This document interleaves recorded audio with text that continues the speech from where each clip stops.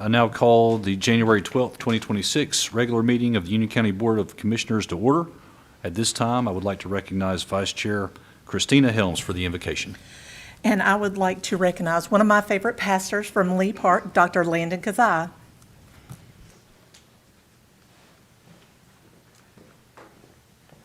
Let us pray. Heavenly Father, we are thankful to be here this evening.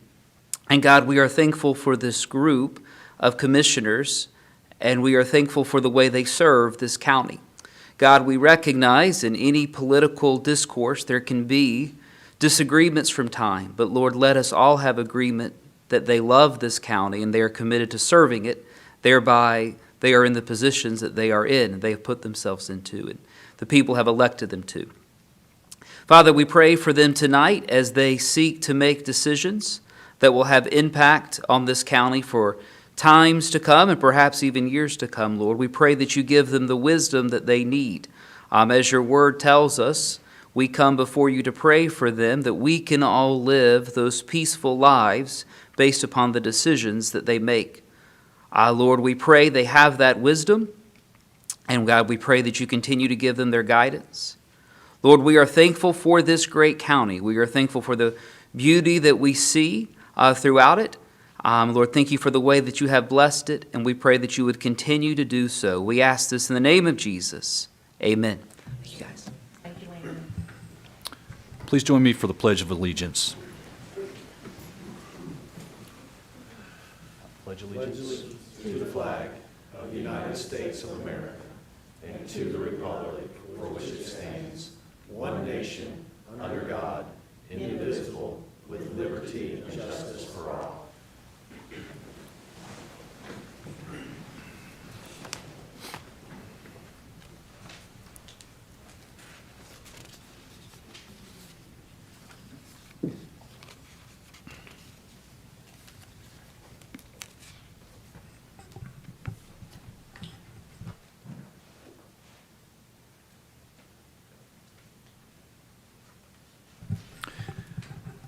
So the next item on the agenda is informal comments from the community. I've been given a speaker list, and I don't show that anyone signed up tonight. Is there anyone from the audience that would like to offer informal comments?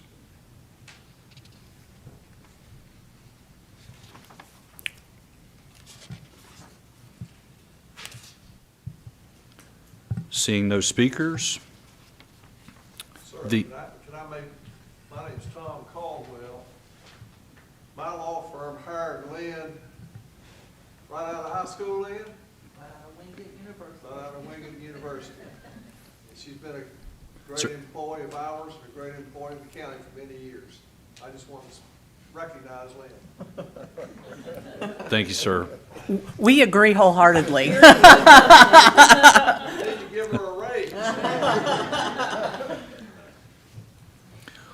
Thank you, appreciate that.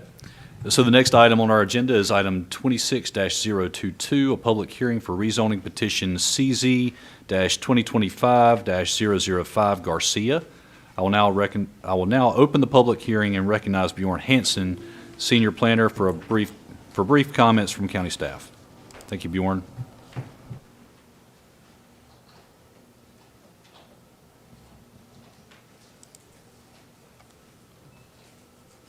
Hi.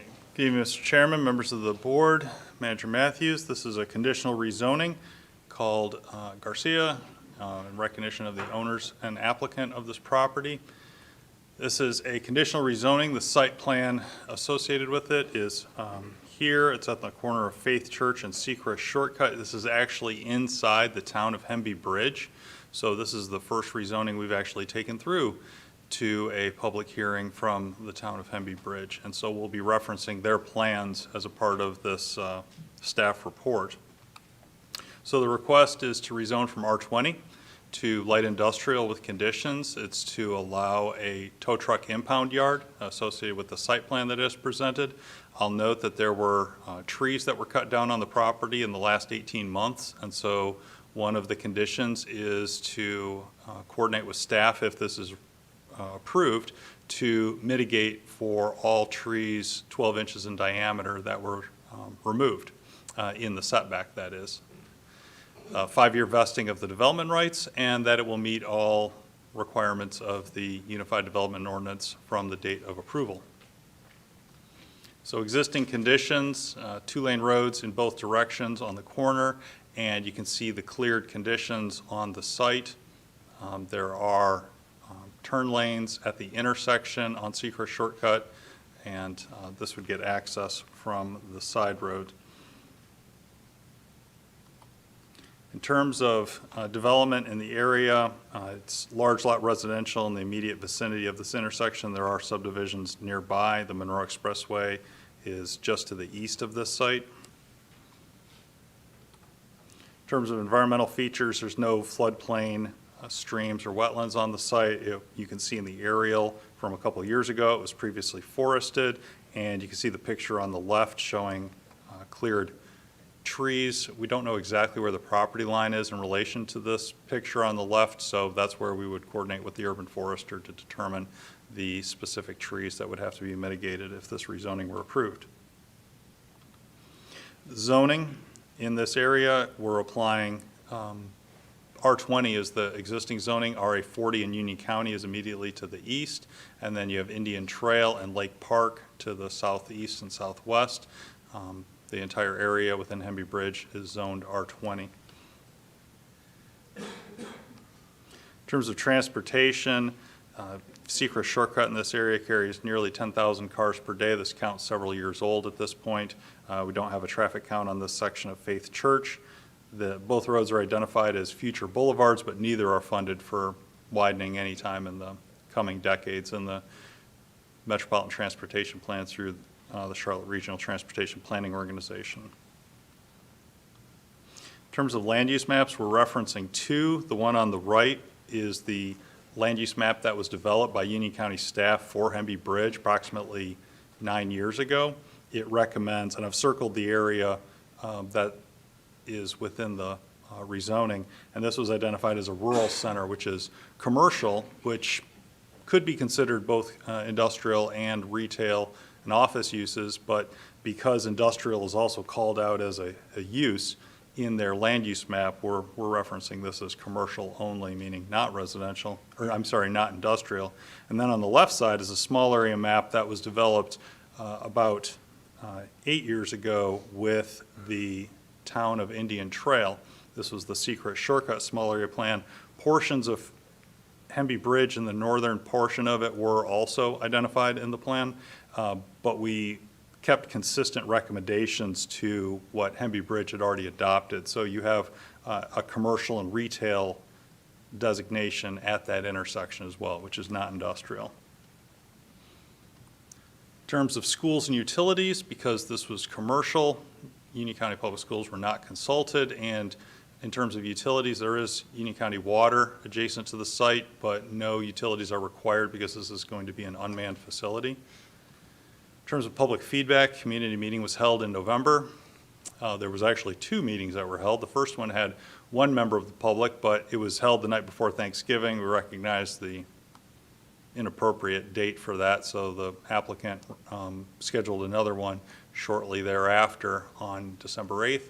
13 residents attended. They expressed concern over the trees that have been cut down, about the access onto the road, and the incompatible uses with the existing nearby uses, which were mainly large lot residential. Since that time, we've received over 30 emailed comments from residents in the immediate area. You've received several emails from Lynn with comments that have been received since this packet was put together. A lot of them were reiterating previous comments. And then in terms of municipal feedback, we always reach out to nearby municipalities. We reached out obviously to Hemby Bridge because it's within their jurisdiction, and then Indian Trail and Lake Park. Each municipality provided comments, which are in your agenda packet, and they each opposed the proposed development. Indian Trails were the most detailed. They cited traffic, inconsistency with adopted plans, and the fact that trees had been removed on the site before there was a building permit. So in terms of the staff report recommendation, we always note positives and negatives.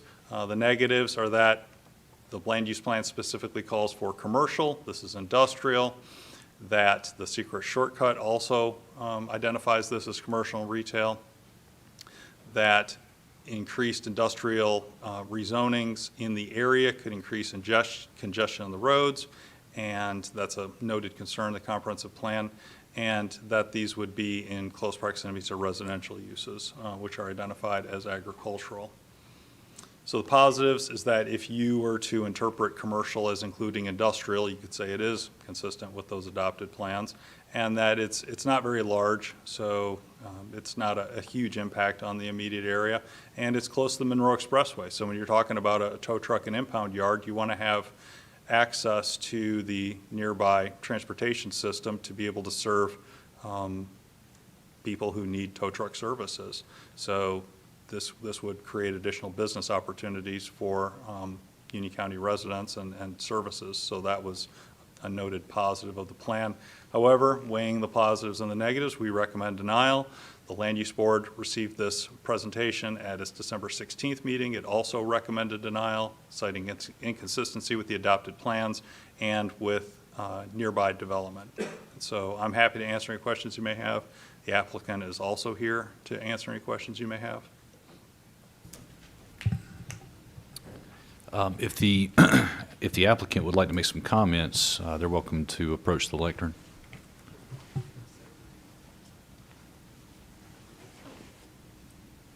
Okay. They're good. Okay. All right. Any questions for Bjorn at this point? Okay. Mr. County Manager, has anyone signed up for the public hearing to provide comment?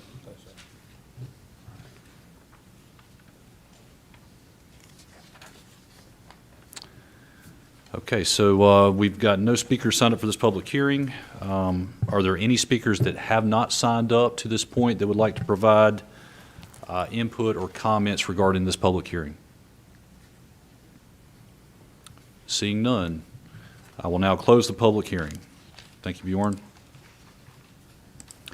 Next on our agenda is item 26-015, Service Award Recognition. I will now recognize Julie Broom, Human Resources Director, for this item. Good evening, Commissioners.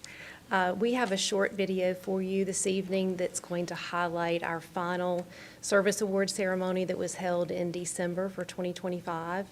We had about 17 employees that were recognized during this ceremony.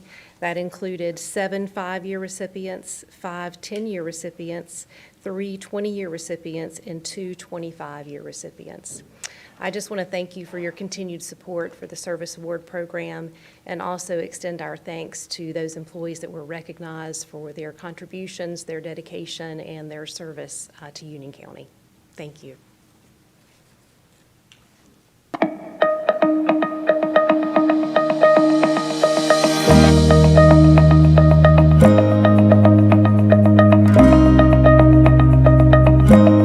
Good morning, everyone. Welcome to our Q4 Service Award Ceremony. Today, we are recognizing employees who are celebrating a milestone for October, November, and December. So congratulations to all of you.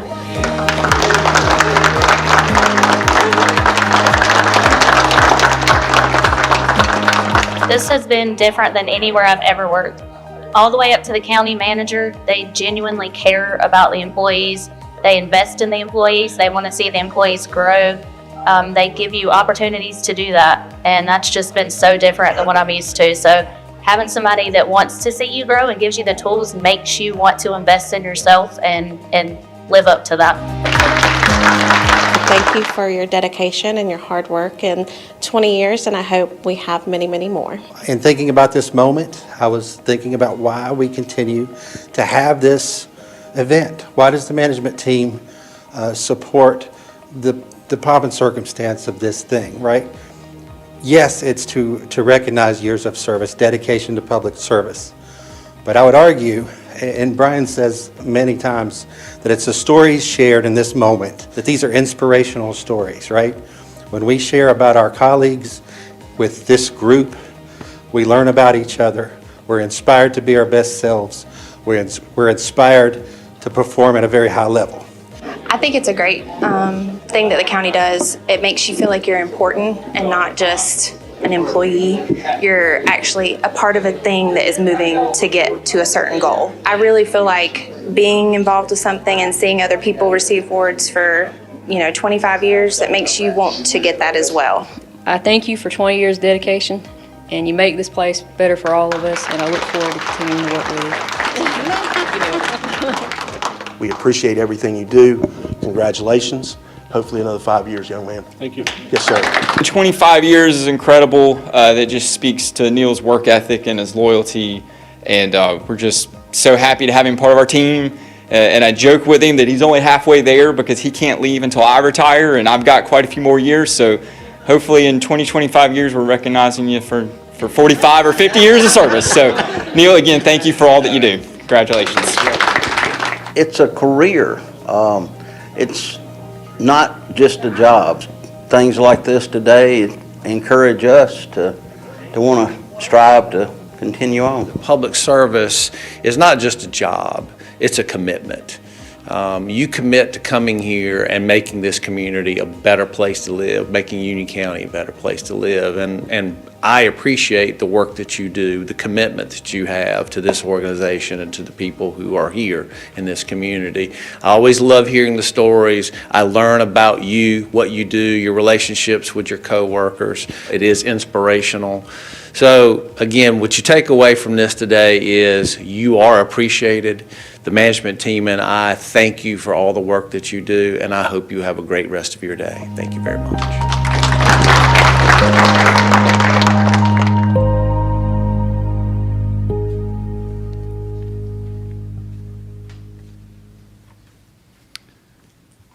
Thank you, Julie and staff. Thank you, Julie and staff. Appreciate that. That really is a good program that you guys have, and I know we've mentioned it many times up here on this board that many of us have had the opportunity to go there and be a part of that and hear some of those stories. And it's just a reminder that we do have a family atmosphere here, and it's a good culture. And so that's a credit to all of our associates, our managers, and all of our staff. So thank you.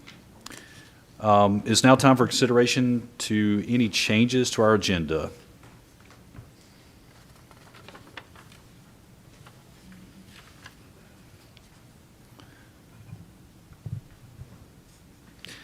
If there is no opposition, I would like to suspend Rule 29 of our Rules of Procedure related to rezoning. Petition CZ-2025-005, that's Garcia. And 2, add consideration of rezoning petition CZ-2025-005, Garcia, to the business agenda for consideration of a decision concerning the rezoning petition. Is there any discussion on that? Any opposition from the board? Where do you want to add that on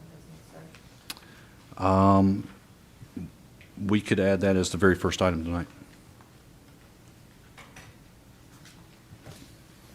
Mr. Kay, do we need to vote on that? If there's no objection, that's within your power to do as chair. Okay. Thanks, sir. Are there any other motions regarding requested revisions or amendments to either the consent agenda or the business agenda? All right. Is there a motion to approve the items listed on consent agenda? Motion to approve. All right, we have a motion. All those in favor? Aye. Thank you, sir. Thank you, sir. Okay, so we are now at the business portion of our agenda. The first item of business tonight is item 26-031. That's minor subdivision discussion. I will now recognize Lee Jensen, Planning Director, for this item. Mr. Chairman, pursuant to the placement on the business agenda, I think you have the rezoning item as the first item on business. I'm sorry. Thank you, Mr. Kay. We almost let Lee get to the microphone. Well, you know what, Lee? I appreciate your eagerness. How's that? Okay, so my apologies then. We will now take item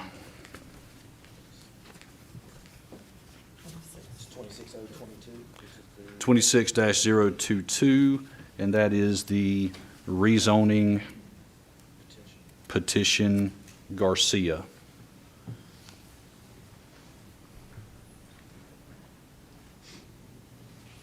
Mr. Chair?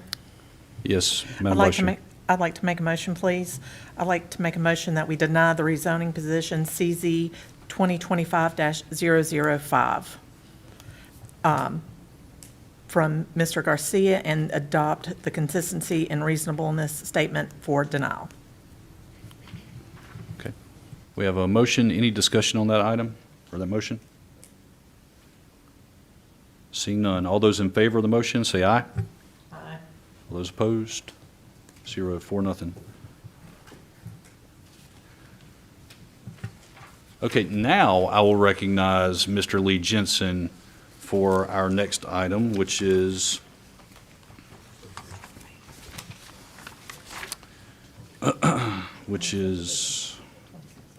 yep, thank you. Item 26-031. I'll get the hang of this eventually, Lee. Thank you, sir. Thank you, Mr. Chair. This is a discussion on minor subdivisions. I think it was back in November during the public hearing for the rural land use plan. A little bit of discussion came up about minor subdivisions and how we treat those and what they mean. So I wanted to bring that back and just talk a little bit about minor subdivisions and kind of hope answer some of those questions and receive any direction the board might want to give. It's kind of going to hit on 4 sections, some definitions of difference between major and minor subdivisions, and some exemptions. So some things that may look and feel like subdivisions, but they're not really subdivisions. What's the difference? You know, it's the implications. What do you have to do if you're a major or a minor subdivision? Some data we pulled, and some potential changes that you could think about. So we'll start. I always start with definitions. It's a good place to start in the ordinance. So what's a subdivision? It says a bunch of words, but essentially anytime you divide land into 2 or more lots. So if you have a 5-acre lot, you cut it into 2.5-acre pieces of property, generally that's a subdivision. I'll get into some exemptions in a second, but that's essentially what a subdivision is, anytime you divide property. Then you get into major and minor. So a minor subdivision is any subdivision that does not create more than 8 lots out of a single tract. And there's an important date up there, Valentine's Day, 1978. That's the date that some of the subdivision rules were adopted. We have maps in our office that show what we call those parent parcels. And if you divide more than 8 lots out of that parent tract, it's now a major subdivision. So as long as you stay on 8 or less, it's a minor. Once you go over 8, it's a major subdivision. Then we have one caveat to that in the review and approval procedures for the county.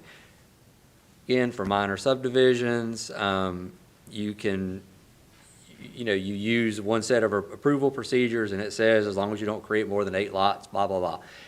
But then it adds something on to that at the end that says, also, that do not, under the terms of this ordinance, require the construction of new streets, public water or sewer facilities, sidewalks, any kind of infrastructure. So in this sense, even if you create, let's say you create 5 lots, but you build a street, well, that's also a major subdivision. That's kind of what this means. So if you build a new public street built to NCDOT standards, or maybe you want to put in water and sewer for this development, then that's also a major. These are kind of rare. You don't run into this too often, but I think we have on occasion. But I thought that was important to kind of point out too. Now we get into the exempt subdivision. This comes from section 80 or 80.060 in the ordinance, but these are also mostly from North Carolina general statute. So this is just a carryover. We put it in the ordinance, but it's a statute. So there's some statutory exemptions. First one there, anytime you recombine a lot. So if I owned a piece of property, and Mr. Balcom, if you were my neighbor and you wanted to buy a small piece of property from me, maybe you needed to build a storage building, I could sell you a small piece, you combine that into yours, as long as what was left over still met the requirements of the ordinance. So we start with 2 lots, we end with 2 lots, both those 2 lots still meet the ordinance, even though I'm taking a piece for mine, giving it to you. That's not a subdivision, that's just a recombination. So that's exempt. Any division that's 10 acres or more. So if you, I used the proverbial 100-acre piece of property. If you had 100 acres, you're dividing it into 10 10-acre lots, that's exempt. You're still dividing property. It's still a subdivision. It's just exempt from the rules. Anytime you buy land, so if the county or the state wanted to buy land for a road or a rail corridor or a trail, something like that, those strips of property are not considered subdivisions. Fourth one's a little complicated. Piece of property in single ownership, as long as you're not creating more than 3 lots. And the tract to be divided is no greater than 2 acres. There's no right-of-way dedication. And the third one there, that C, is pretty important. So it's still got to meet or exceed the requirements of the ordinance. So this one's actually kind of hard to do in Union County. This doesn't come up a lot here because our lot sizes are kind of big. But it is an exemption. It is in the state statute, so I wanted to have it in there. Cemetery plots, those aren't considered subdivisions. If you're creating lots to be occupied by substations, water towers, things that are kind of infrastructure related, self towers, quasi-public type uses, those are not considered subdivisions. 7 is kind of the same as 3. I don't know why it's in here twice, but it is in the state exemption twice. Tract to be used for public street right-of-way. I guess it just calls out street right-of-way, so that's the difference. And then the last one is if you divide a tract that is based on a probated will or in accordance with interstate succession, and that's lists the general statute there. That's also not considered a subdivision. So those are some exemptions. This doesn't necessarily mean that you get to build a house on these properties, so we always tell people that. You know, if you come in to our office, we get a lot of people that come in that are, you know, they got a will, and they say, well, you know, I want to give these certain lots to people. We always tell them, look, that's fine, but come sit down with us and let's go through the ordinance to make sure that everything still meets the requirements, because while you could divide the property, it's a subdivision exemption. There's still development rules you have to meet. So if you don't have access, if you don't have the right kind of access, you may get stuck in the future. So we kind of want those folks to want to make sure that they can still build on the property once they inherit it. But again, the division is exempt. What are the implications? So minor subdivision is a one-step review process. You bring in a final plat to the county planning department, and it goes to planning, water, environmental health. Those 3 departments always. Every once in a while, there's a weird situation and we need to send it to somebody else. Maybe there's a driveway that's going to cross a floodplain, so it needs to go to stormwater. There might be, you know, we might review it. There might be some comments that go back, but generally, one-step review, it's approved, it gets signed and recorded in a register of deeds, usually about a 2-week process. Major subdivisions, a little more complicated. You have a sketch plan. So that comes in, gives us an idea of what you're going to do.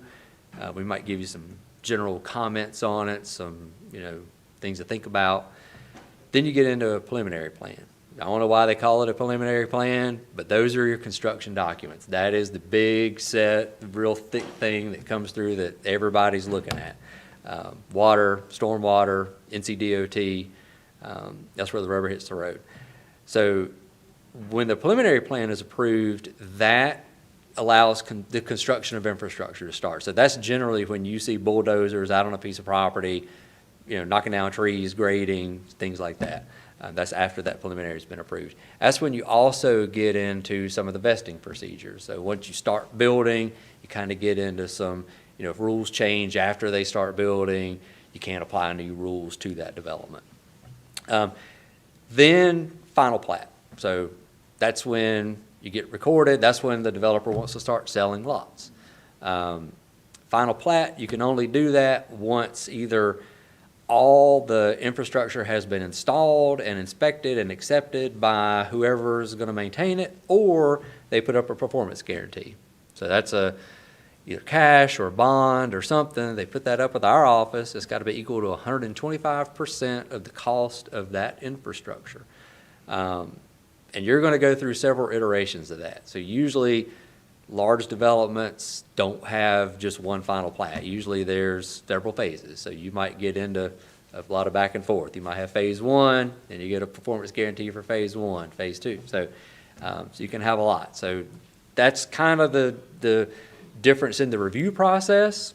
And then what do you have to do in a major subdivision versus a minor?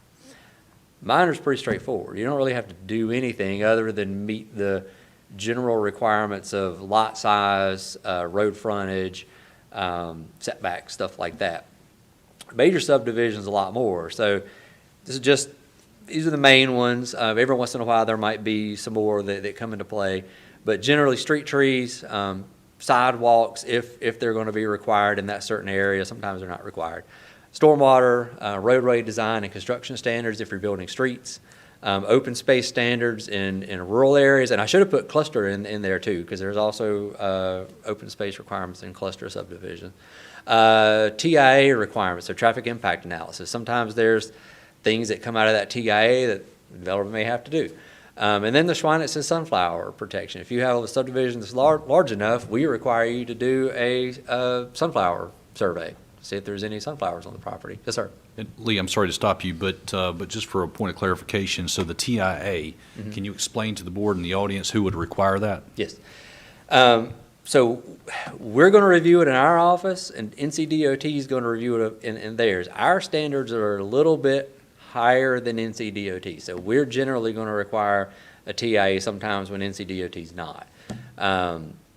And depending on what comes out of the TIA, it could be NCDOT enforcing it, it could be the county, or it could be both. So if there's things that they need to do, such as a turn lane, maybe they need to have a right-in, right-out access. Those are kind of the two major ones a lot of times that we get. But that's the kind of things that we're looking at in TIAs. And so depending on the impact of the major subdivision at that point, then that would dictate obviously traffic mitigation. Yes, sir. Whereas with minors, though, Really minor not. subdivision, it's not even considered. No. Thank you. So the next part is a little bit of data. I pulled it based on 2014, starting there. The reason for that, that's when that's when our Unified Development Ordinance went into effect. So I didn't want to pull anything before that because it's really apples and oranges. This is really looking at everything since the ordinance we use today has been in effect. So since 2014, and this is just minor subdivisions since that was what the discussion was around. We've had about 1,200 minor subdivisions that have been processed. That's created about 3,200 lots. And about 934 of those subdivisions created 2 lots or less. And then as you move up, there were more 3 lots than there were 4 lots, more 4 than there were 5. So it kind of tapered off as you move toward 8 lots. So the vast majority were 2 lots or less, but there weren't, as you moved up, that did exist. There were subdivisions that created 3, 4, 5, 6, 7, 8 lots. We didn't look at who these lots were created for. I didn't go through all 1,200 to see if if they were developers or just simple homeowners giving a lot to a kid. So I don't have that answer for you. But luckily we did have this information. I would like to thank Bjorn. He put this together a number of years ago, and so we track all these in a database that's pretty easy to use. So that was very helpful. And now some potential changes. This isn't everything. This isn't everything under the sun that you could do. This was just some things that kind of popped in my head. The first obvious thing that's there is you could modify the definition to allow more or less lots to be created through the minor subdivision process. Applicable standards can be modified. So you could maybe add standards to a minor subdivision if you wanted to. Or maybe in like a major subdivision, this could be something that could be looked at in combination. If you lowered the number of minor subdivisions, like if you took, say you took minor subdivisions down to, say 6 or 5 or something like that. You could also look at maybe a tiered approach to major subdivisions. Like whereas tier 1 might be a minimum lot size based on the current zoning, because kind of the way we do things today. So it's RA40, minimum lot size of 40,000 square feet, still have to meet all your applicable development standards, the ones I showed you on the screen a few slides ago. Maybe a tier 2, slightly larger, minimum lot size, I'm just making stuff up here, maybe 2-acre lots, and maybe you could be exempt from some standards. And then a tier 3, significantly larger, maybe 4 or 5-acre lots, and you could be exempt from maybe a lot of those standards. Again, that was just some kind of brainstorming sessions that we had. It'd be developer's choice. It wouldn't be dictated. You have minimums, which would be tier 1, everything else would be optional. And then the last bullet point down there is just that exempt subdivisions generally cannot be changed because they are statutory. So we can't touch those. Any changes to that would require Raleigh. And with that, I'll be happy to answer any questions, engage in discussion, or receive any direction. Commissioner Balkin. Yes, Lee, and you may have touched on this, so if you did and I missed it, I apologize. But if there's a parcel of land that has a road that divides it, you get 8 minors on one side of the road and 8 on the other side of the road. That's correct. You're exactly right. And you're right. I did not touch on it, but I should have. So when we're talking about that definition of a parent parcel, wherever that was, I don't remember where it was on the slideshow, but when we're talking about that February 14th, 1978 date, if you had a public road that split a piece of property, and this is based on the definition of I think it's a lot in the ordinance. If you had a road that divided a piece of property on that 1978 date, then each lot or each piece of property on either side of that road is a separate parent parcel. So yes, you're correct. You could essentially have 8 lots on one side, 8 lots on the other side. Yes.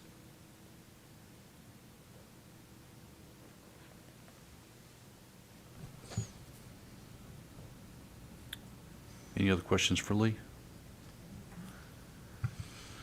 So, yes, sir, Commissioner Balkin. You can't hardly see him over here, can you? He's speaking in.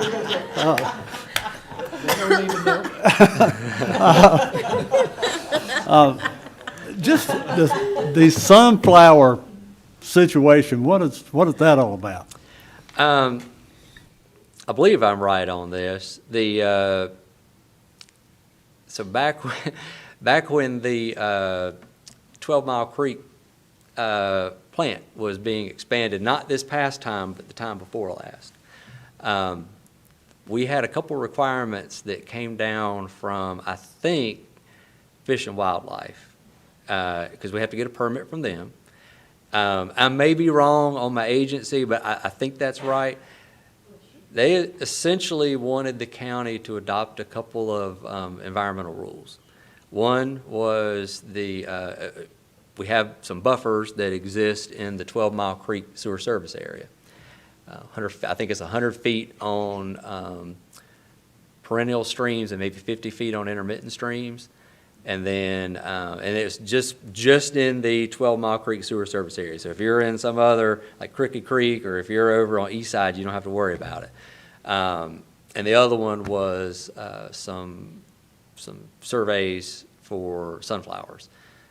It's got a pretty high threshold. I think you have to, I think it's a development, I think a subdivision has to have 50 lots or more to trigger that sunflower survey, but they have to hire somebody that's an expert, like an environmental scientist, to go out in the field and walk this piece of property and see if there's any Schweinitz sunflowers on it. And if there are, there's a number of things they can do they can protect them, they can mitigate them. Cane Creek Park actually has, they were a receiving area for some of those. There's a large area out there of Schweinitz sunflowers. It's rare that you find those on a development site. They typically grow, actually, one of the biggest areas in Union County that you find them is along a public right-of-way. If you see some of those signs along the roads that say "Don't cut," that's, a lot of times that's what that's for. They like the sun, they're sunflowers. So if a piece of property is wooded, they're a lot of times not going to grow in the woods. If it's being farmed, if it's farm field, it's dead. It's been sprayed with pesticides, and or not pesticides, but herbicides. Yeah.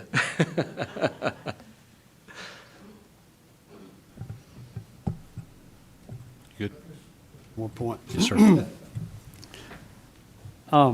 Sitting on the Ag Advisory Board, I know the number 8 being the number that qualifies as a major subdivision. The members of the Ag Advisory Board, I'd say the general consensus is that's high, especially considering if there's a road split into parcel, that's 16. Being that we're in a county that's already 90% residential, and the farmland, as farmland loss goes, we're number 13. In the nation. In the nation. So I would like for that number to be looked at. I don't know what the proper way to do this, but I would like for us to look at that number. So I'll speak. The proper channels are, if the board has a number in mind that they would like to propose, you could do that here today. You could do that at a future meeting. There is no right or wrong number.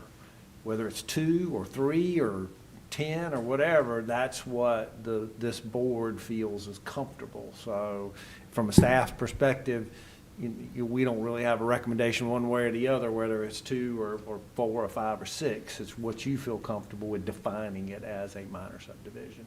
Once you give direction that, hey, you'd like to see a change in those, in the definition, the staff would then write that up, take that to the land use board for a recommendation, and then a required public hearing would have to be scheduled and held, and then the board would make a decision on that text change.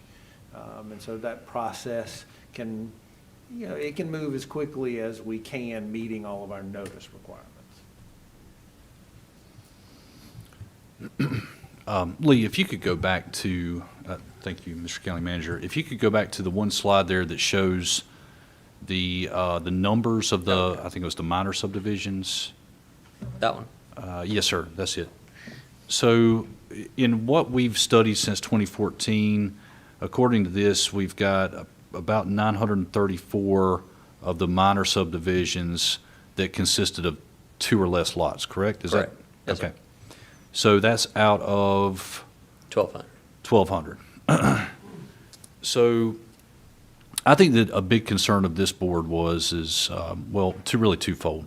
So as we've been looking at our rural land use plan that was developed and discussed, I think maybe at our last meeting or meeting before, there was a couple of things that stood out to us as a board and certainly to me personally, and to Commissioner Balcom's point, the loss of our farmland and our open space is certainly at the top of that list. But also the sheer number of minor subdivisions, and there seems to be a lot of play, a lot of wiggle room, so to speak, as Commissioner Balcom was pointing out, and how you pointed out with a road dividing a parcel where it creates 2 parent parcels. So the other concern there is, I don't think that, well, I can say that at least personally I don't think there's any member of this board that wants to see any of our longtime residents not be able to subdivide to like their family members. So that's a very common practice, and certainly we want to allow those landowners the opportunity to do that. So if I'm reading this correctly, it appears as though we're not. How can I put this? If we looked at, say, a number like 3, okay, for example, or 4, then from what I see here on the numbers, that's not going to have a huge negative impact on the folks that we want to make sure that they have that option. Am I reading that correctly here? Yeah, the hard part of that is to know, you're always going to get, you're probably going to get a family member who's going to want to cut out 3 or 4 or 5 lots, but, but those are probably rare. So yes, I would say that the vast majority of folks that are, just wanting to give a kid a lot are probably fall in that, 3 or 4 less category.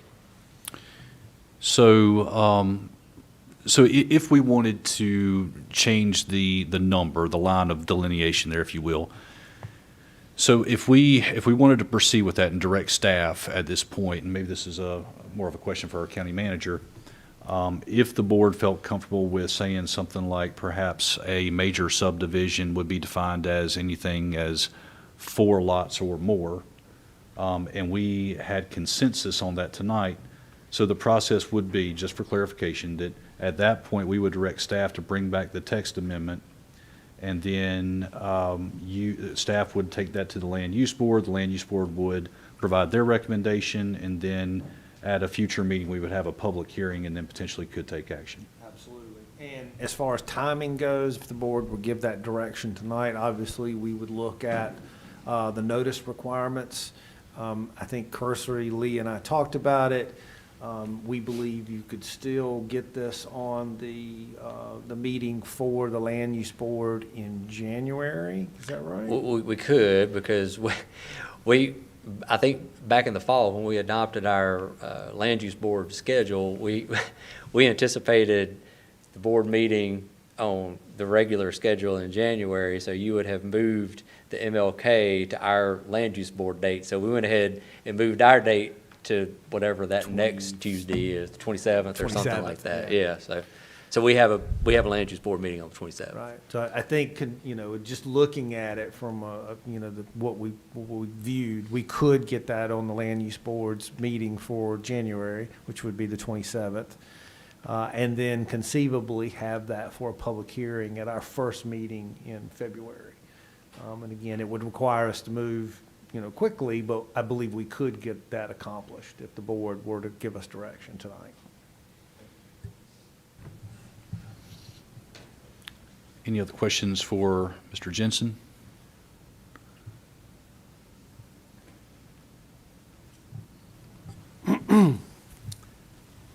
Not necessarily any questions, but I like your number of 3/4 would qualify as a major subdivision. So whatever I need to do going forward to say, I would love to see it studied from that perspective.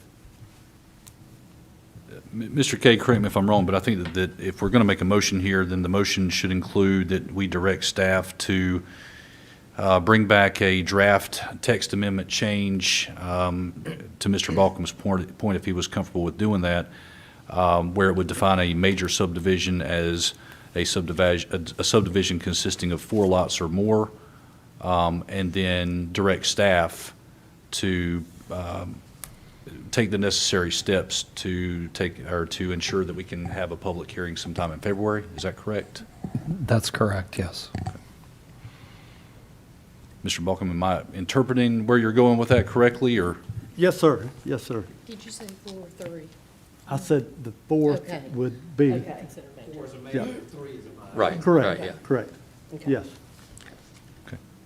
So is that your motion, Commissioner Balcom? yes, that is my motion. Okay. I'm sorry. That's okay. All right, so we've got a motion on the floor. Any discussion on that motion?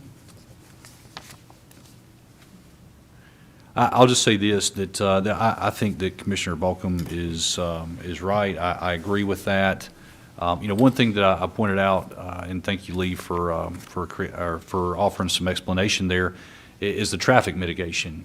We're seeing a lot of cases where we've got minor subdivisions taking place or being built there on major, well, I call them major, but they're probably more like secondary roads, but you're getting a lot of traffic. And so,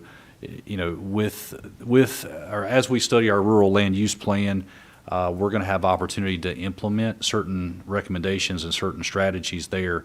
And so I think it makes a lot of sense for us to, if we're going to make a change, I think it makes a lot of sense for us to make that change tonight, so that as we adopt our rural land use plan, that can be applied to the major subdivisions. So I'll be in support. If there's, Mr. Balkin, yeah, Commissioner Balkin. Yeah, just one more comment. I know this is a very basic comment, but I do want everyone to understand, this only applies to what's in unincorporated Union County. Correct. The municipalities have their own zoning. So this only applies to unincorporated Union County. Yeah. Thank you. All right, thank you, Commissioner Balkin. If there's no other questions, no other discussion, we have a motion on the floor. All those in favor of the motion say aye. Aye. None opposed. Thank you, Lee, appreciate it. Thank you.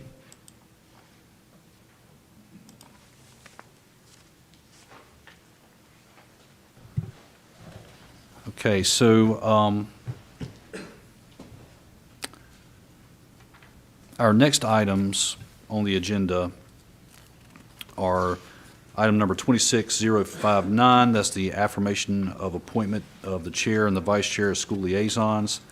And if there's no objection, I would actually like to take the next two items on the agenda. So that would be items number 26-059, as well as items 26054. I would like to take both of these items together, as the next two items both relate to school discussions. That is, if there's no objections, we can take both of these items for discussion and potential action. Okay, no objection. All right, so item 26-059, the affirmation of appointment of the chair and the vice chair of school liaisons. Mr. K, you're all decked out in red there. Were you going to tee this one up? I can, yes. I would be delighted to. Both of these items pertain to matters involving the school board. If you wish to take them up together, then any appropriate motion or discussion for that matter would be to take the action requested in those two items, if someone was going to make a motion to do that, and then whatever discussion, debate, or vote you wish to have following that. Yeah, so, yes, sir. So I think what you might have been getting at is how we handled the whole liaison in the past. And my recollection is that, the chair and the vice chair served that role in the past. But it's really a function of what is the board's preference on who is selected as the liaison. I think it stemmed from the fact that often the school board would have their chair and their vice chair also serve as a liaison. So I think that's how that sort of morphed into who was selected to serve that role. Again, there's no mandatory reason why it has to be one person or another. I think that's just kind of how it's been over the last. Yeah, following up on the manager's point, and I appreciate you getting us started down a path there. Historically, my understanding is that there was a period of time when we had no liaisons at all. Then we had some pretty rough seas in terms of our relationship with the school board back a number of years ago, and for many years in a row, it had always been the chair and the vice chair, and that's what we did this last year as well. It has been the chair and vice chair, but this is a discretionary appointment. There's nothing that binds you to do it any one particular way. That's just historically the way that it had been done in the past and has been done this last year. But with the change of chair and vice chair, we're just reaffirming that is what you wish to do, or if it's not what you wish to do, you can do something else. Yeah, and I think traditionally it's been listed on our documents as the chair and the vice chair. Is that correct, Mr. K? That is correct. So therefore, whoever occupies either one of those officer positions on our board would just automatically assume the liaison? That's right. It's not technically phrased as an ex officio position, but that's kind of how we've treated it. I just want to speak up. So historically is probably not a good word to use to describe, chair and vice chair, because I remember back in 2014, Stoney Rushing was a liaison to the board, and he was not the chair or the vice chair.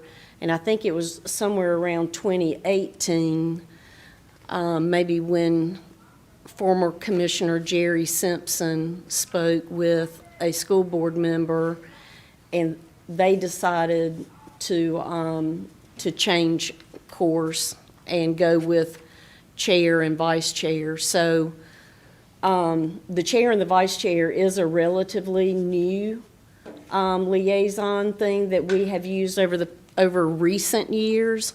But saying that historically this is how it's been done, I would say is not accurate. I think that label is fine. You can use historical, or I'm sure there were circumstances around all of those. The larger point that I think both the manager and I were making is that there's nothing that binds you to do it any certain way.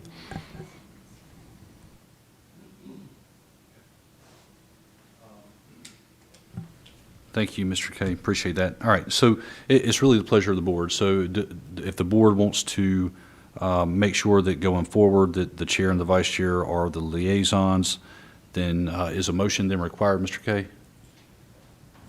Given that you've combined those two motions together into one, you can address them together in one motion if that's the board's will.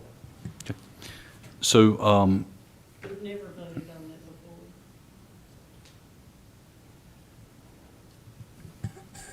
we went back through the minutes of last year in December, and traditionally we have done what we're doing now in December, but we didn't do it this in 2025, excuse me.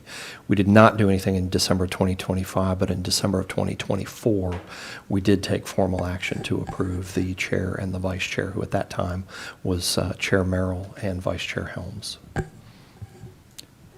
But we did not look further back than that to take a look. Okay. So what I would prefer to do, my opinion on this matter is that I think that we should, as a standing practice, have the chair and the vice chair as the school liaisons. The other item, the FY27 budget discussions with Union County Public Schools, assuming that that's the pleasure of the board now, I think that, and the reason why I asked for this to be on there was essentially just to get, somewhat agreement from the board or direction from the board. Obviously, we've got a new fiscal year ahead of us. We have had some challenges there with the Board of Education of late. My preference would be for whoever the school liaisons are selected to go ahead and begin those budget discussions as soon as possible with their liaisons. So I'm simply asking that what we do here is we consider that, we take action to, as a standing practice, have the chair and the vice chair as the school board liaisons, and then simply head nods would be sufficient, I believe, that we're all in agreement that the sooner that we can start that line of communication, then the better off we're going to be. Okay. So, Mr. Kay, is a motion in order then for the other item? If the board is ready, the motion would be to approve the action requested in those two agenda items. Okay. So I'll make that motion. I'll make the motion that we approve the action requested for items 26-059 as well as 26-054. Any discussion on the motion? All those in favor? Aye. Our next item is item 26-019. That's appointment of an ETJ member to the City of Monroe's Planning Board.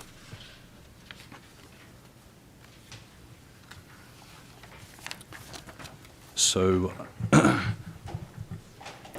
the current term for this position is expiring. The position was advertised in accordance with the board's rules of procedure. Pamela Duda, who currently serves in this position, has applied for reappointment. No other applications were received. I will now entertain a motion for nominations to this board. Mr. Chair? Yes, I'd like to Madam make a motion that we approve Pamela Duda for the ETJ member to the City Council Monroe Planning Board. Okay. So we have a motion on the floor. Any discussion on that motion? All those in favor, say aye. Thank you. Next on our agenda is item 26-046, appointments to the Land Use Board. There are 2 vacancies on this board. First vacancy is for the unexpired term of regular member, and the second vacancy is for an alternate member. These vacancies have been advertised in accordance with the board's rules of procedure. I will first entertain a motion for nominations to the unexpired term of a regular member, with a term expiring on June 30th, 2026.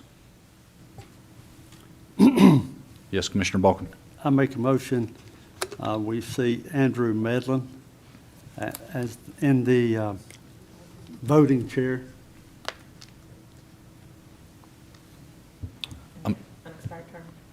For the unexpired. Unexpired term, I'm sorry.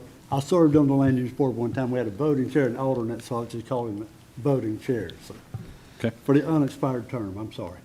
All right, thank you, Commissioner Balkin. So we have a motion on the floor. All those in favor of that motion, say aye. Aye.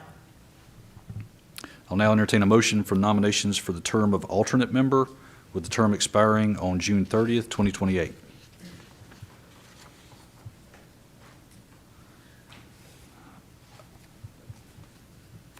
Commissioner Balkin. Yes, sir. I would like to recommend Richard Marshfield for this position. Okay. So we have a motion on the floor. Any discussion on that motion? All those in favor say aye. All right. All right, so our next item on the agenda is item 26-007. That's the FY 2025 Annual Comprehensive Financial Report. I will now recognize Beverly Lyles, Finance Director, to introduce this item. Good evening, Commissioners and management team.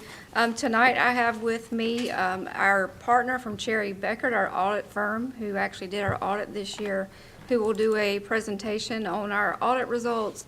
And then following his presentation, I will do a brief highlight of the financials and where we ended up at. We'll really get into a lot more details on those as we go through the budget process this year. But Dan Gargety is here, and I'd like to introduce him to you all, and he'll go through the audit with you guys.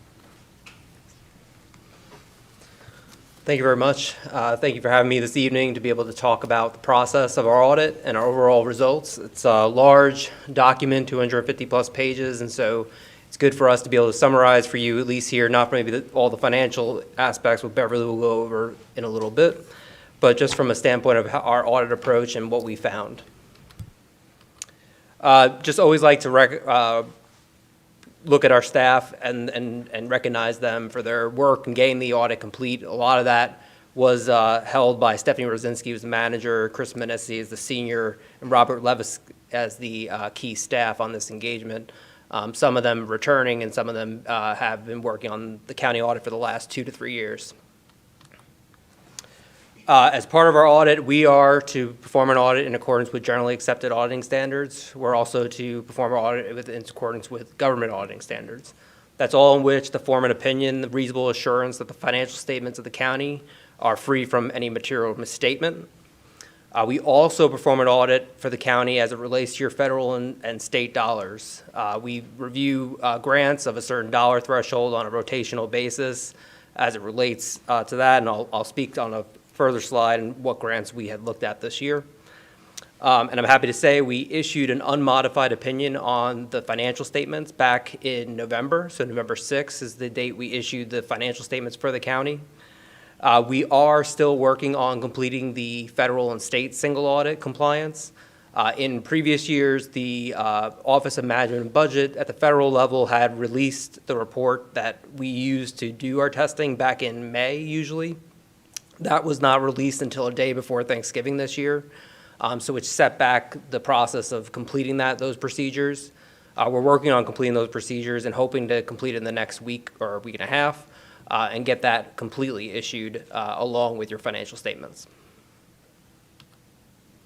This slide is a long way of just saying that while we look at internal controls as it relates to your financial reporting and your single audit, we do not provide an opinion on the effectiveness of those internal controls.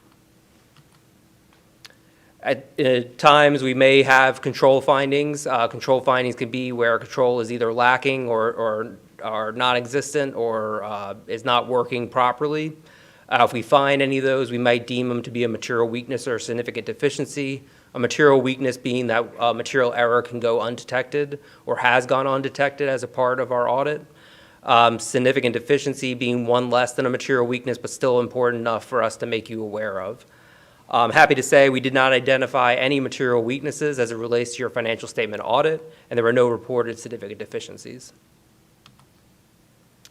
In terms of the grants I spoke about earlier, these are the grants that we look at the county this past year. Medicaid has to be looked at every year based on the high-risk designation that the federal level designates that program. We also looked at your coronavirus state and local fiscal recovery funds, the ARPA funds. We looked at your community development block grants, your federal transit funds, your public lottery, which we look at almost every year, DSS cross-cutting as well, and then that special appropriations for the barn project for the state level. For corrected and uncorrected misstatements, if we find any misstatements as a result of our audit procedures, we need to make you aware of those and what adjustments were made by management or that were required to be made by management. All these bullet points relate to the same issue, and that relates to the opioid settlement agreement. Back when the state had negotiated the settlement agreement on behalf of all counties across North Carolina, and they provided those funding to you all, you were reporting that as the funding was received.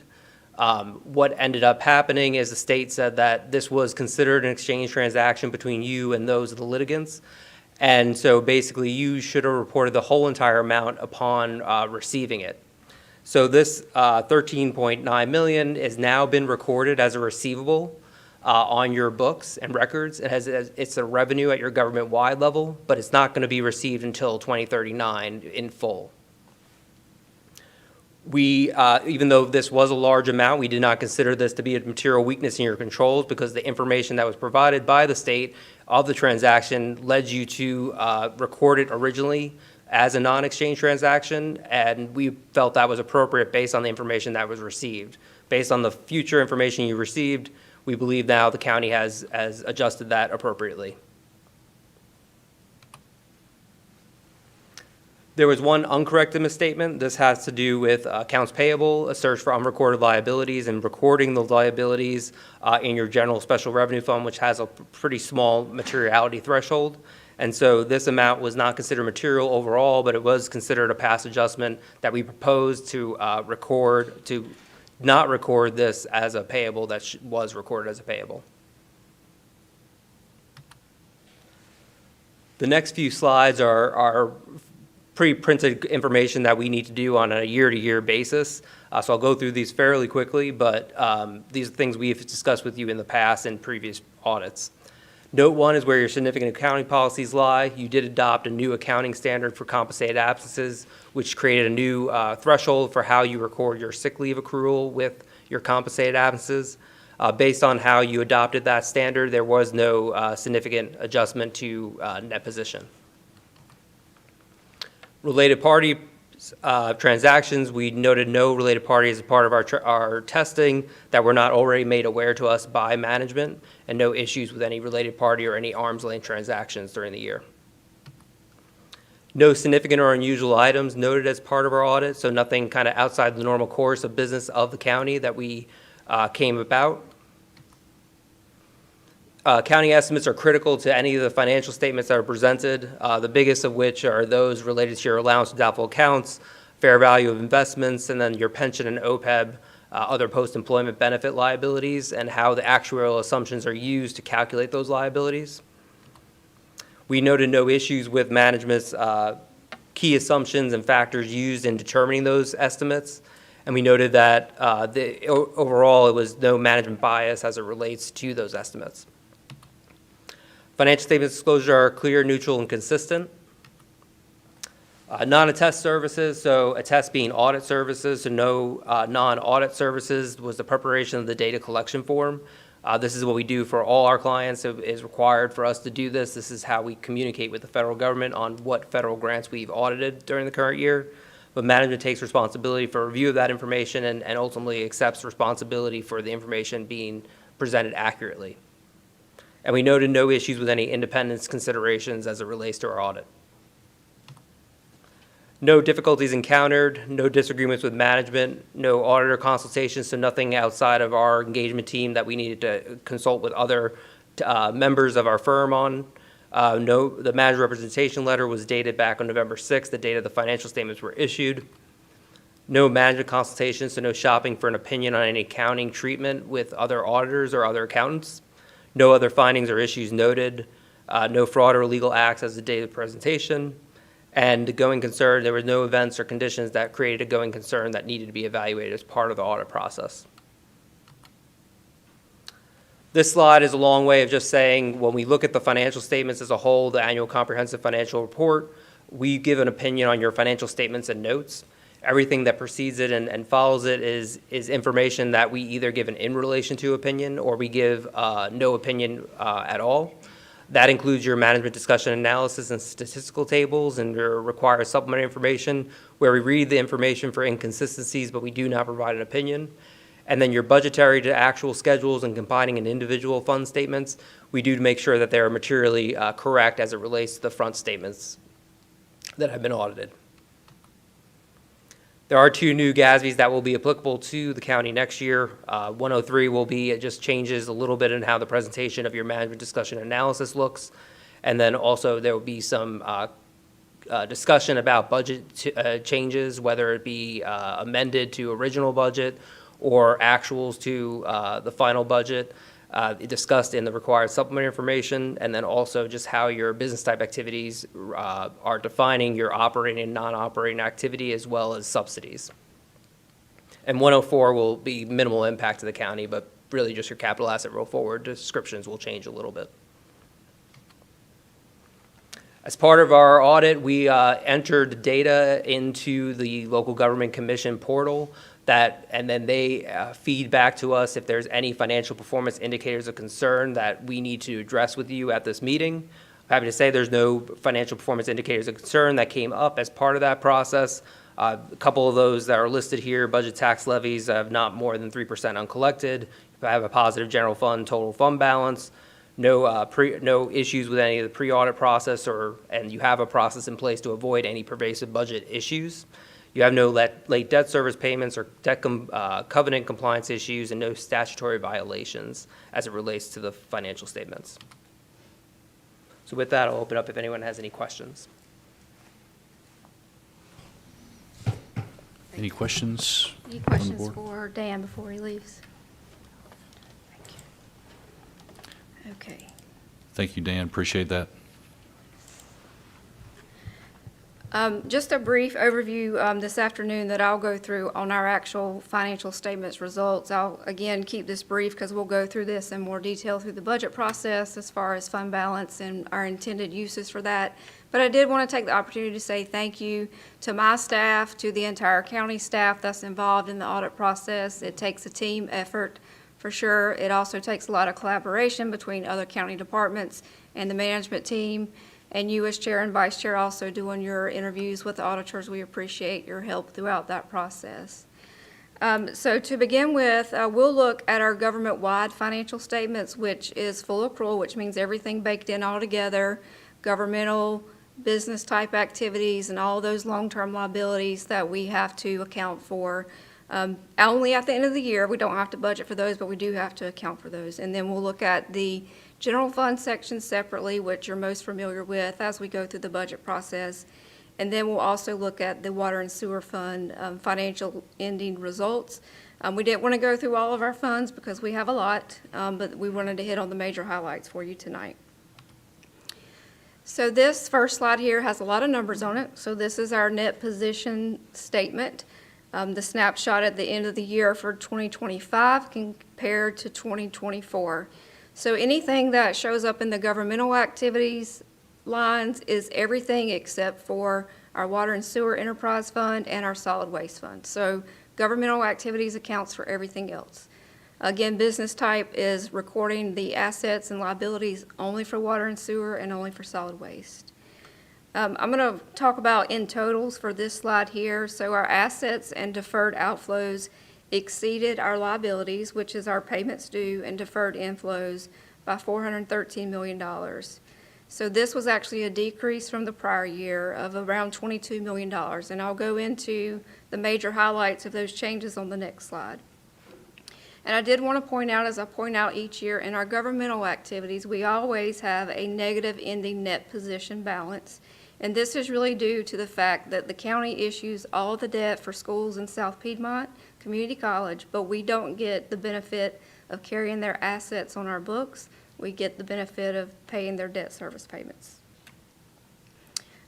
Just in total assets now, the county has $1.8 billion in assets that we maintain each year. And our total liabilities are around $1.1 million. That doesn't include our deferred outflows or inflows of resources, which are really attributable to all those long-term liabilities we have to account for OPEB, separation allowance, and retirement, and some deferred inflows for debt service-related items as well. So is there any questions about the major overall picture before we move forward? So the major changes that we saw from the prior year in our assets were really in cash and investments. We had a decrease of around $93 million. This is to be expected as you are spending down bond proceeds from previously issued bonds, which was really attributable mainly to the Forest Hills High School project and the East Elementary School project that was underway during FY25 compared to the prior year. Most of that construction took place during FY25. And we also are now spending down a good chunk of our ARPA funds compared to what we have been in prior years, since we actually have the construction up and going for the Crooked Creek project. As our auditor mentioned before, we had to book the accounts receivable for the opioid settlement in full. This year, we added $15 million into our accounts receivable balance, mainly due to that opioid settlement that goes through 2039. To recognize that, as he said, as a exchange transaction, which really meant we gave up our right to go back after those pharmaceutical companies through that settlement that we entered into with the state. We also recorded $14 million in really accounts receivable, which is due from other governments. So this is really attributable to the state grant funds that we were awarded for water and sewer projects. So we are spending that money down, but we have to turn that in for reimbursement to the state. So this is really just a time different from when we actually spent the expenditures until we actually receive those funds back in the following fiscal year, which could be delayed about a month or so before we get that funding back. But we are on a regular schedule with that now, receiving funds regularly throughout the construction process for those particular projects.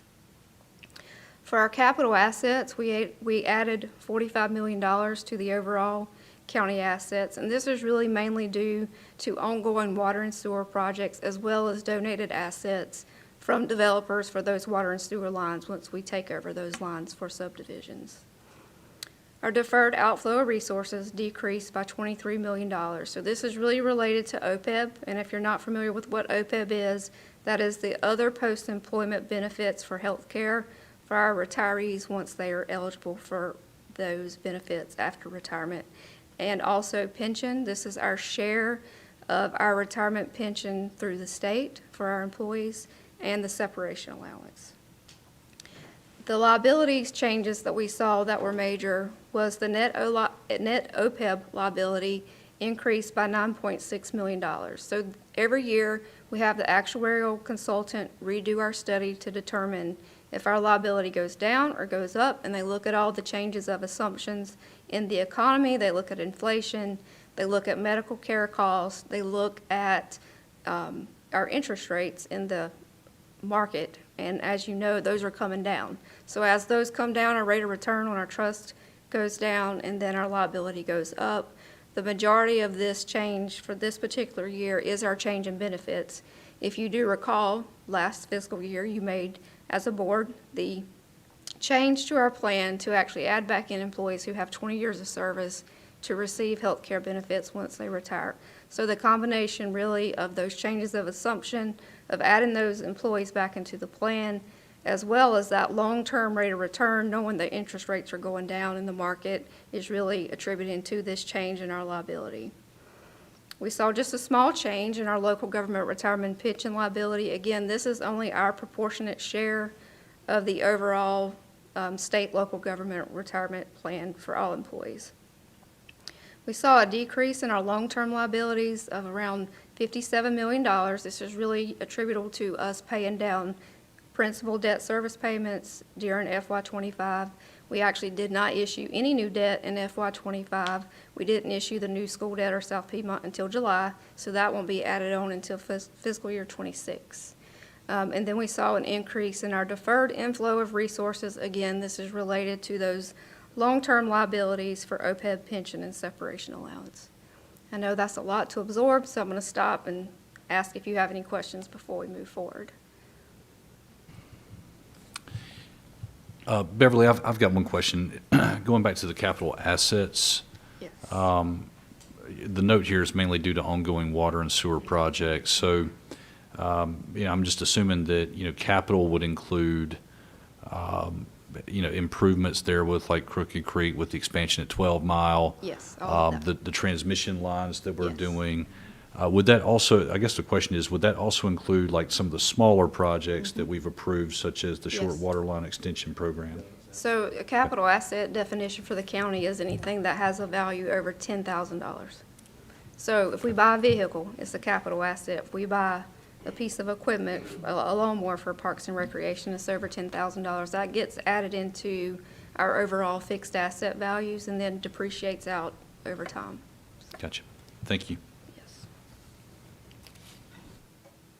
Any more questions?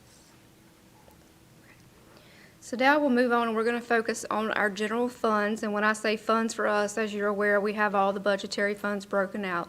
But state statute says you can only have one general fund that you report to the state and you report in your financial statements. So these are all the funds combined right now that I'm talking about with this particular screen.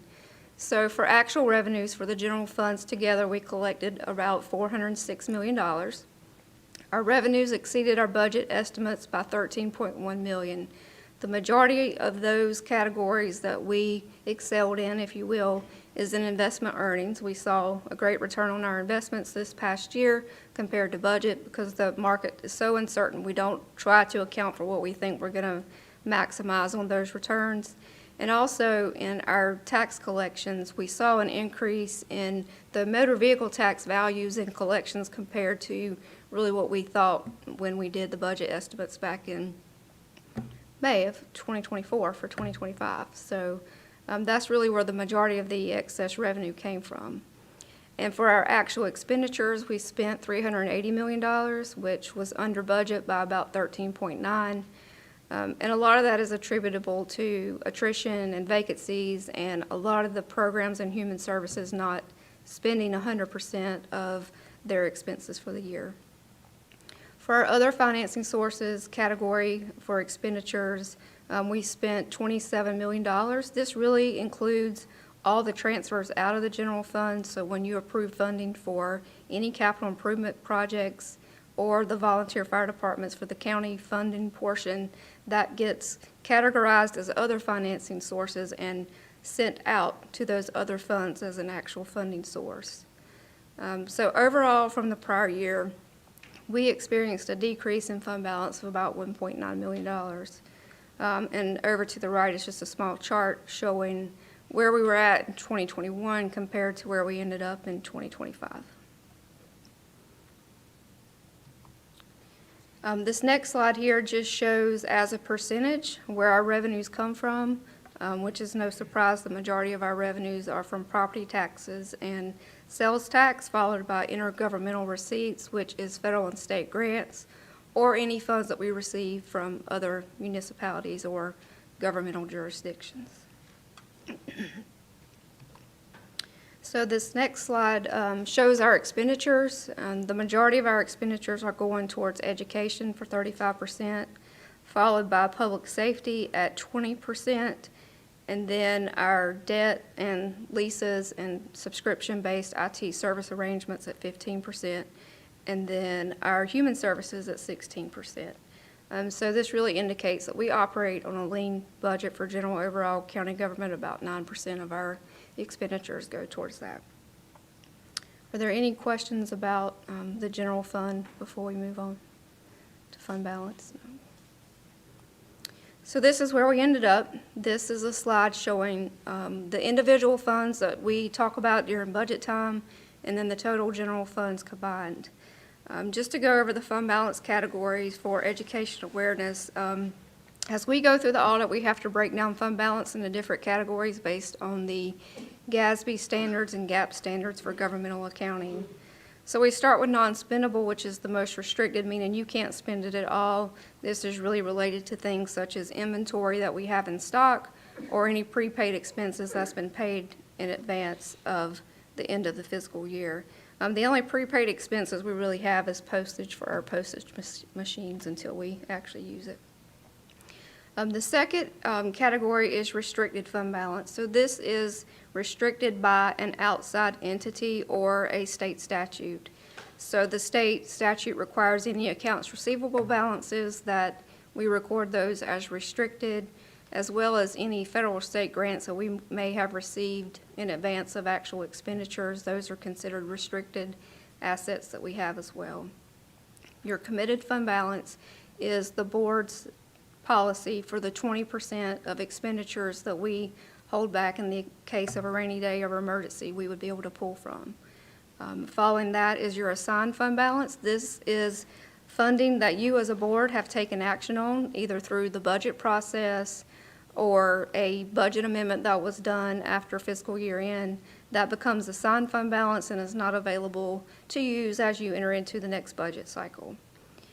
And then the question that we get the most about from the management team and the commission is, what is our unassigned balance? What do we have available that we can use for one-time items within our policy or to pay down debt service? So as you can see, for all the general funds combined, there's about $22.5 million of unassigned fund balance. That, of course, includes the education debt fund and education budgetary funds added together. I would note that in your consent agenda tonight, you adopted 2 budget amendments, one for the land easement program and one for the tuition reimbursement program. So as you do that, that decreases this value based on the date the financial statements were done. And those numbers will be updated as we go through the budget process to determine how we best utilize those funding sources. Any questions about the fund balance for the general funds?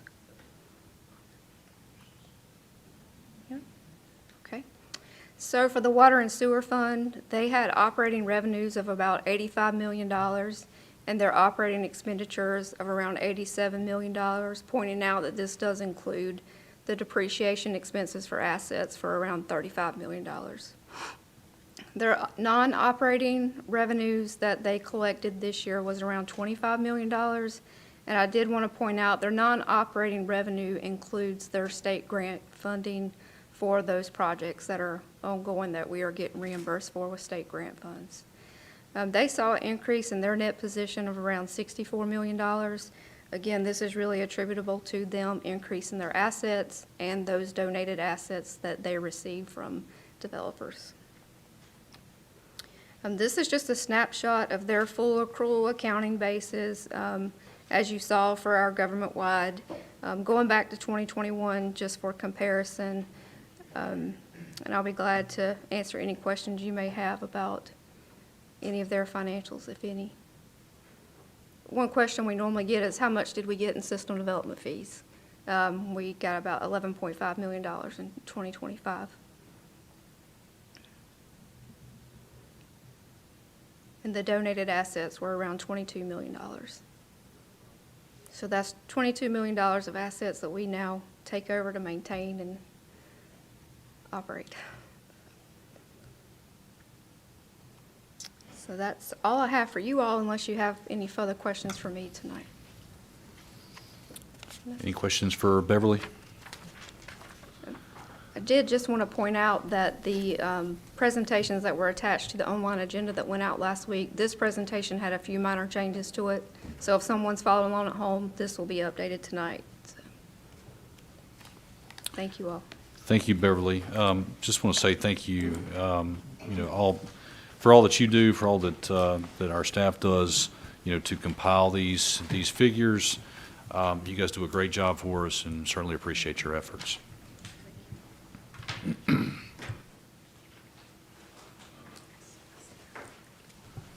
All right, so that brings us to the end of our business agenda.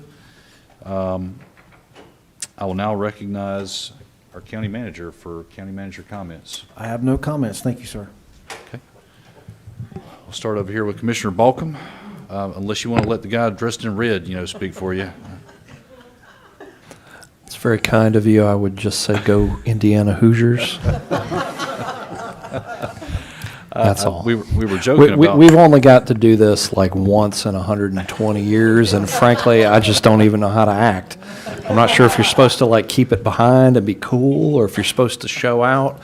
I chose the other option. Commissioner Balcom. Yes, sir.